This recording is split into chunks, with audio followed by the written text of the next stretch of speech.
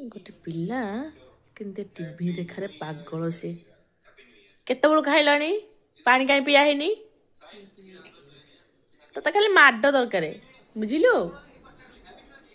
ଆଁ ଗୋଟେ ପିଲାକୁ ଖାଇବାକୁ ଦେଇଥିଲି, ଖାଇଦେଲା, ଥିରିକିନା ଯାଇକି ବସିକି ଟିଭି ଦେଖୁଛନ୍ତି ବାବୁ। ପାଣି ପିଉନାହାନ୍ତି। ପାଣି ନ ପିଇବା ସାଙ୍ଗରେ କଣ ହଉଛି?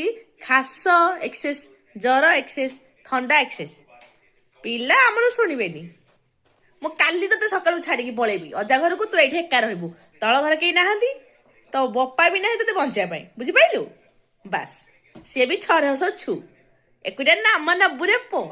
କାଲି ବି ରୋଷେଇ କରିକି ଯିବିନି। କଣଟା ଖାଇବୁ? କଣଟା ଖାଇବୁ? ବିସ୍କିଟ ବିସ୍କିଟ ଖାଇବା ଜିନିଷ। ଏବେ କଣ ଖାଇଲ?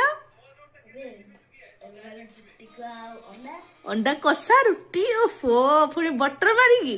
ଇଲୋ ବାପା, ପୁଅ ଆମର ଖାଇବା ପାଗଳ ହେଲେ ମୁଁ ପଳେଇଲା ମାନେ ମିକ୍ସଚର ବିସ୍କିଟ ଖାଇକି ରହିଯିବେ। ମନେକର ମିକ୍ସଚର ବିସ୍କିଟ ସରିଗଲା, ତା ଦିନ କଣ ଖାଇବୁ?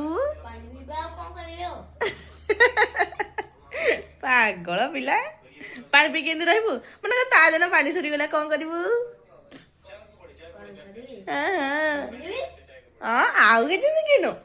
ତୁ ଏକୁଟିଆ, ତତେ ଏଠି ଭୂତ ଖାଇବୁ। ର, ତତେ ଭୂତ ଟାଣିକି ନବ। ବହୁତ ଉଦ୍ଧତ ହଉଛୁ। ଚୁପ।